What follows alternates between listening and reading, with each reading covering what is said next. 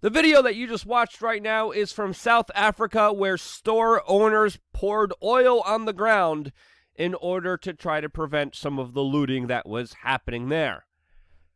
Why hasn't the United States thought of that? Welcome back, beautiful and amazing human beings. This is Okradowski of WeAreChange.org. Lots of really crazy and insane news to get into today, especially with the federal government once again aiding and abetting in some of the worst atrocities that we will be discussing in this video. There's more bombshell revelations from Haiti, protests globally, and just jumping right into it, as in South Africa, of course, is going through a huge upheaval right now where literally, people are resorting to cartoon tricks in order to try to prevent the larger criminality and looting that is happening there right now. And the looting and indiscriminate burning down of property is not just happening to businesses and stores, it's also happening to warehouses and people's private homes, and almost entire communities that are being looted and robbed right now in the utter chaos that's unfolding in that country. All of South Africa's army reservists were called up, 25,000 troops all together to try to stop this unrest, where scenes even show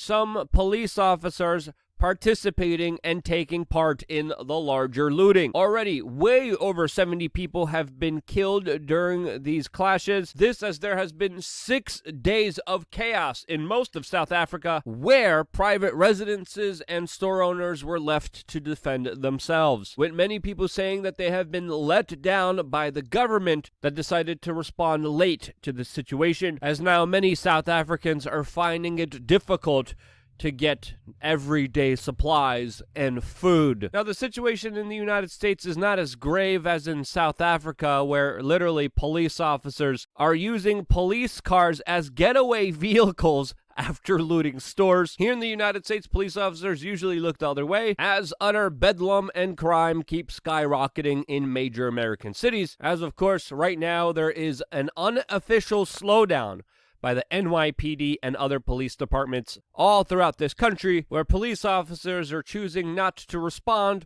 or are responding very slowly to the ever-rising crime. A lot of people categorize this as one ingredient, a part of the larger pot that, according to some, will be boiling over with utter chaos. As we have this next article by the Daily Mail that is talking about a 1972 prediction by MIT that used a world simulation model and is, quote, predicting the collapse of society, which they say is on track of happening in 2040. As they predict, economic growth will halt, food will become more scarce, and of course the human population will decline, specifically detailing how the business as usual mentality will, quote, spark a decline in economic growth within the next decade, but then a full total collapse in 2040. Will the world play out like MIT predicted in 1972? Well, we don't know, but with the way that things are going, they definitely do make a very compelling case, especially with what is happening financially,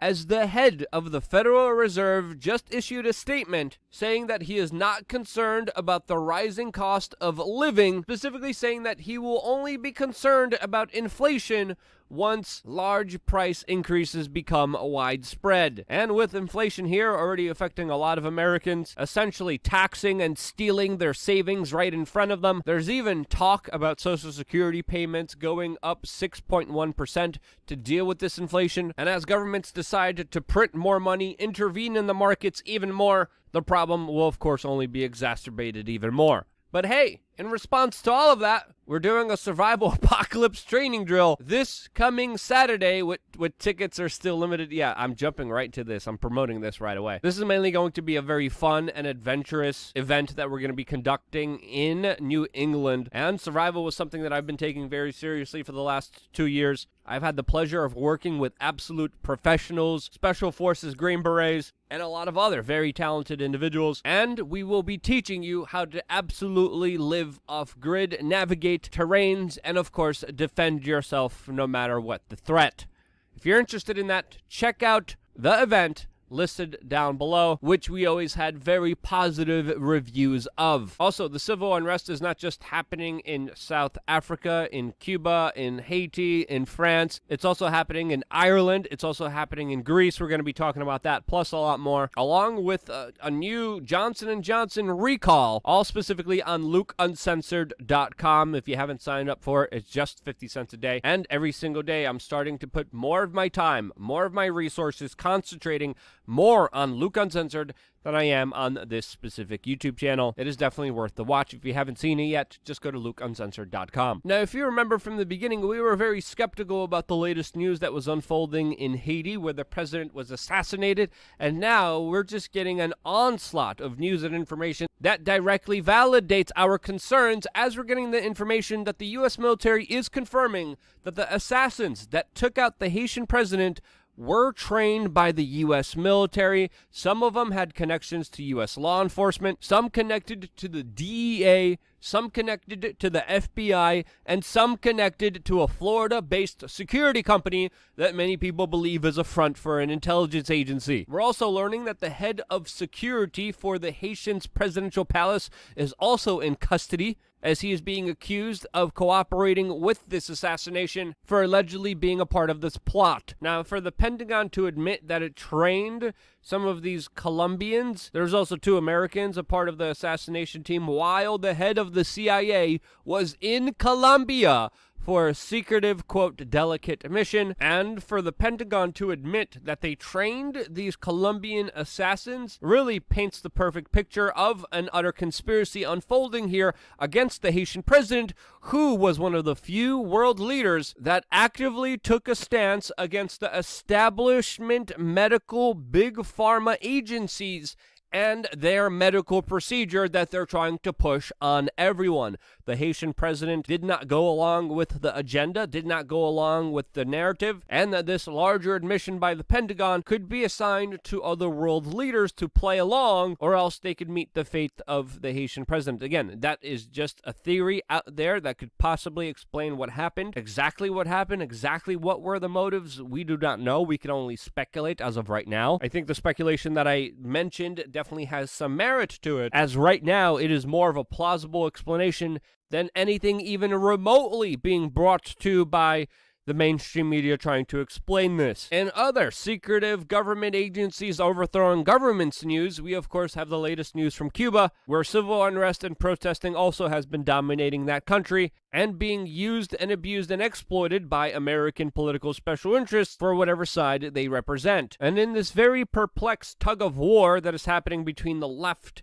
and the right, specifically when it comes to Cuba, the official Black Lives Matter organization, which has been adorned by many multinational corporations and also the intelligence agencies, has issued a statement standing with the Marxist government of Cuba that literally shut down the internet for the entire country and has been trying to repress the protest movement happening in its country right now. The official Black Lives Matter organization, with millions of dollars in its coffers from the ruling establishment, decided to point the blame against former U.S. President Donald Trump for his, quote, inhumane treatment of the Cuban people, while expressing gratitude to Cuba for giving asylum to Ashad Shakur, while officially declaring their support for the Cuban Marxist government, which is absolutely absurd. Now, the left clearly in the United States is in support of the Marxist Cuban government. The people on the right of course, are against the Cuban government and are for the protests that are happening. But at the end of the day, we have to realize it doesn't matter what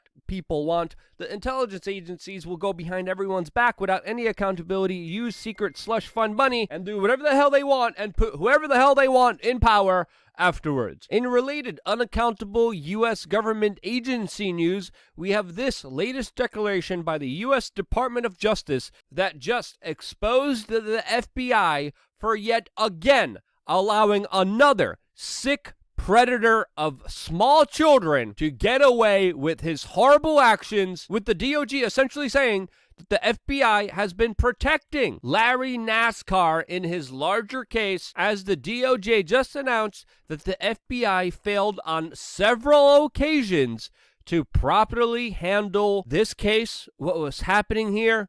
the evidence, the victims, all of it against the Olympic doctor Larry Nassar. USA Today captured this moment perfectly with their headline article saying FBI allows blank, we can't say that, predator Nassar to go unchecked. His survivors may process another painful betrayal. We also have to understand that this is the same FBI that has been enshrining itself with woke LGBTQ pro-BLM ideology, but now routinely continues to almost deliberately fail when it comes to the hurting of children in unspeakable ways. This is not the first time that the FBI either messed up an entire case, looked the other way, and essentially aided and abetted the hurting of children in unspeakable ways, as of course, as we know, the FBI for over 30 years ignored the victims of the Jeffrey Epstein scandal. And today, we're even learning that the relationship between a former U.S. President Bill Clinton and Ghislaine Maxwell and Jeffrey Epstein was far more bigger than even we knew before. Who, with new bombshell revelations, according to Vicky Ward, Bill Clinton flew on Jeffrey Epstein's private jets, not just visiting Africa before,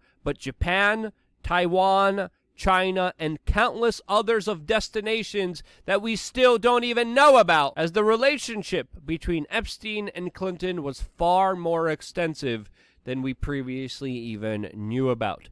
The FBI knew children were being hurt here. Children and other victims came to the FBI. The FBI ignored them since the 1990s, and right now they're ignoring other victims of also other predators, as the top law enforcement agency in this country once again, absolutely suspiciously, looks the other way and essentially help a man hurt children. Again, for more than a year, FBI complaints went unanswered, and the FBI did nothing. The USA Today article goes on saying, quote, instead of listening and then acting, according to the report released by the DOJ, the FBI violated agency procedures, made false statements, and exhibited extremely poor judgment, all while allowing a blank predator to go unchecked and continue his reign of terror. What in the world is happening here? And there should be some serious questions, some serious ramifications, some serious accountability to be had here, since, again, this is not the first time that this happened. Are there some sick individuals within the highest law agency of the federal government participating in this, allowing this, extorting people with this? What's happening here? There's some serious legitimate questions, and until the Jeffrey Epstein saga gets solved, because it's still unsolved, until we get some answers, there's absolutely no reason at all to believe the federal government, since your tax dollars are aiding and abetting the abuse of children in unspeakable ways.